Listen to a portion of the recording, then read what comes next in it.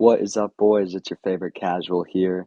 Dana White has messed up the pound for pound ranking, so today we are going to talk about the real pound for pound top 15 in the UFC right now. Starting off at number 15, we have Magomed Ankalaev, Uncle Ankh. Recently won a dominant decision over Alexander Rakic. The judges thought it was 29-28. Me personally, I thought it was 30-27. I thought Ankalaev won the first round, but either way, Ankalaev still won a pretty easy decision against him. Can we talk about Rakic's coaches telling him that he was 2 rounds up in that fight? That is insane. Okay, even if the judges thought that Rakic won that first round, which I don't think he did, to say that he won the second round when he got completely dominated on the feet, he shot one takedown, which got quickly stuffed. That is insane for his coach to do, and it led to Rakic just slowly trying to edge his way out of the third round, try to edge out a decision. Get some new coaches, bro. Magomed Ankalaev, let's talk about him. His aura is increasing because people think this is the guy that's going to beat Alex Pereira. I'm here to tell you, this guy is not beating Alex Pereira, bro. People are talking about Magomed Ankalaev like he's the best wrestler in the UFC. Like he's like Khamzat Chimaev or like this guy is Islam Makhachev. Okay, he's not. This guy's a kickboxer, and he's going to get knocked out by Alex Pereira within 3 or 4 rounds. This guy even said that he's going to try to strike with Pereira. Why is it that anytime people have good wrestling, they decide to just simply strike with Alex Pereira? It makes zero sense whatsoever. This guy will get dominated against Alex Pereira. I'm going to make a video about this in the future. Moving on to number 14, we have Max Holloway. I think the UFC has him at number 10 or 11 right now. I moved him to number 14 because I matched with Justin Gaethje heavily, and he knocked him out, dominated him. I don't fuck with that very heavily. This guy literally thinks he's Rocky, doesn't block with his hands, he just blocks with his face. He is the second greatest featherweight of all time, though. Did recently just get knocked out by Ilia Topuria. That's why he's a little bit lower. Also, just because he knocked out my favorite autistic man, Justin Gaethje. And this is the most biased YouTube channel on YouTube. Let's go to number 13, which is Arman Sarukian. The UFC does not want you, bro. You are not beating Islam Makhachev. Islam Makhachev is not letting you hit, bro. Ilia Topuria v. Islam is the fight to make. Look at these zesty kicks, bro. I had a parlay set up with Arman included in it to beat Charles Oliveira. I see him doing this kick in the locker room before the fight. F that. I canceled my parlay immediately. He is coming off wins over Charles Oliveira and Beneil Dariush. Those are good wins. He deserves a title shot. I think Ilia Topuria versus Islam is the fight to make before that, though. Loki beats Islam, okay? I think this is the only person that has a chance of beating Islam. Islam won in their first fight. Real ones know that this is a rematch. But that was Arman's debut in the UFC, okay? He's gotten a lot more skilled since then. He has a lot better wins since then. I think their grappling is going to cancel out, and it's going to be a mostly striking matchup. And I think Islam's the better striker. So this is not me saying that Arman wins that fight. I think Islam pretty much dominates. Wins probably 49-46. I could see maybe like a 48-47 decision. I don't think he's going to finish him, but yeah. Arman Sarukian axe kicked Charles Oliveira like he's some type of ninja. Look at this. Is this not like the most athletic thing you've ever seen? No glaze. All right, let me move on to number 12 here. We have Khamzat Chimaev. We got therapist Chimaev debuting last week at UFC 308. People were worried, including me. I picked Khamzat Chimaev to win that fight. Real ones know I got 6 out of 7 predictions right on that card. Khamzat Chimaev came into the press conferences. He was acting all chill, kind of talking slowly, smoothly. People were worried he didn't have that same hunger. This guy comes out in the first round, literally exploded Robert Whitaker's jaw from a choke. Choked him so hard that his jaw explodes. Look up the picture if you really want to. His teeth like flew back into his skull. It's insane. Me personally, I wouldn't have tapped to that, but Robert Whitaker's a tap machine for real. He did 10-8 against Kamaru Usman. Very impressive feat. Dominated him in the wrestling, which I think he was the first person to do. Future middleweight champ.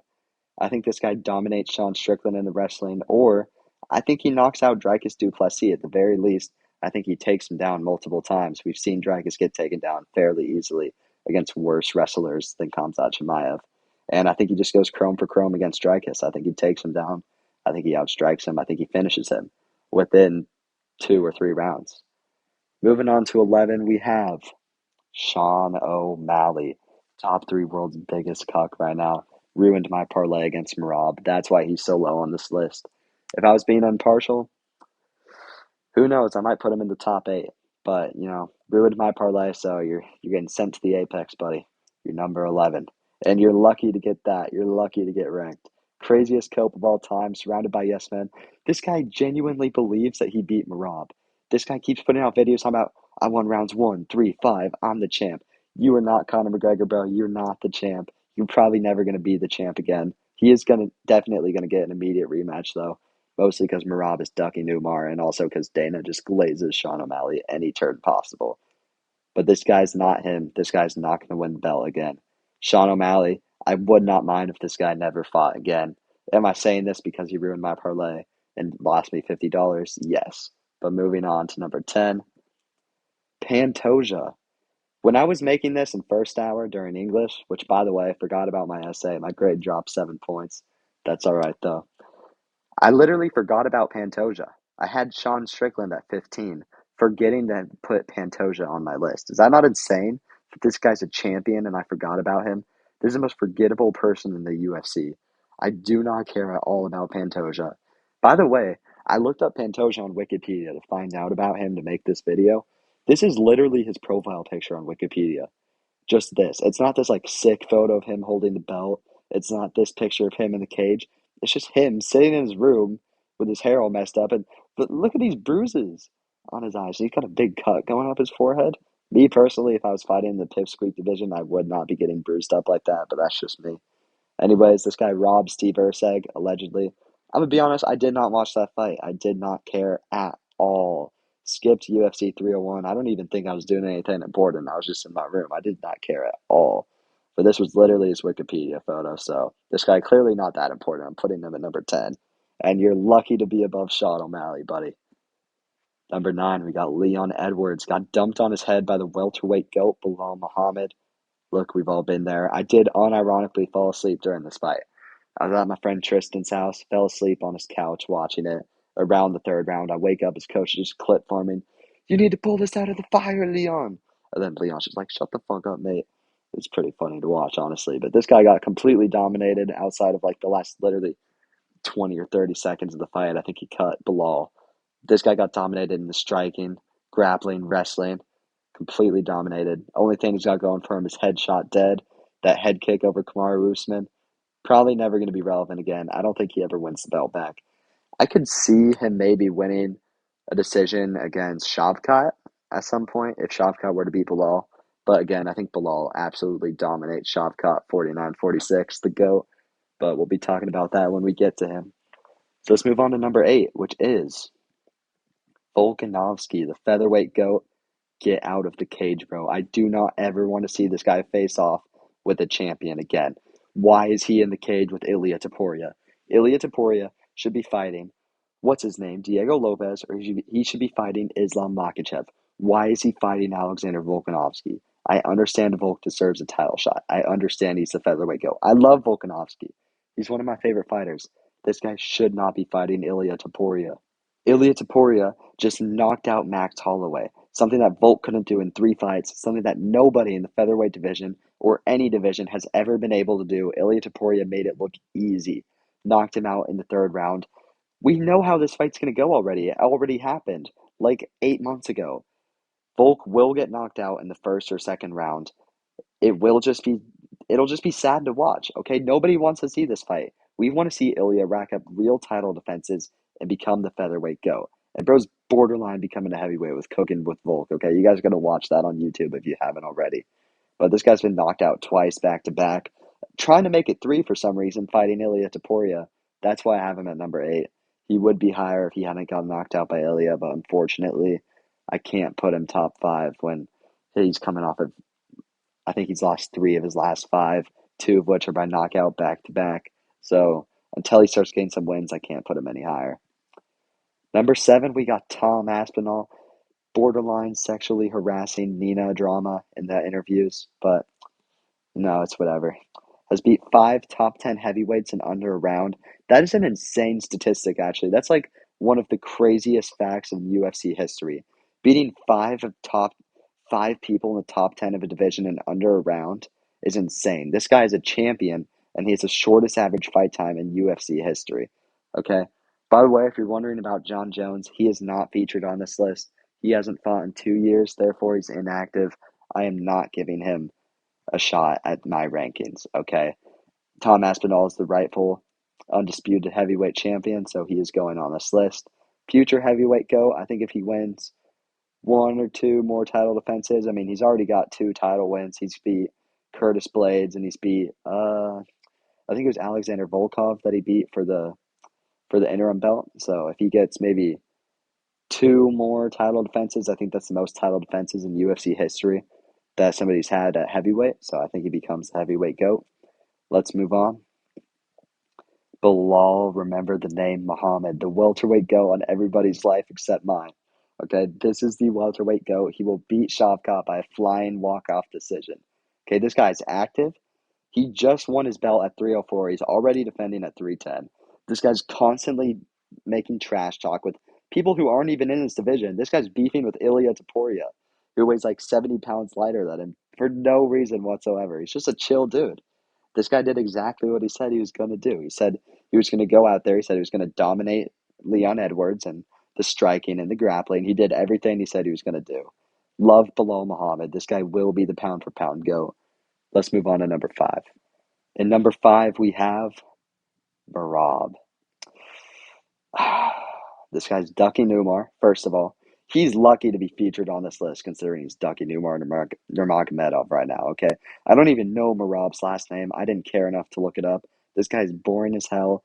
I almost felt, you know how mad I was during the Sean O'Malley fight? I had probably like 20, 25 people in my house watching just to watch this guy like cuddle Sean O'Malley against the canvas. Everybody was like, what the hell are we watching right now? And I was like, okay, guys.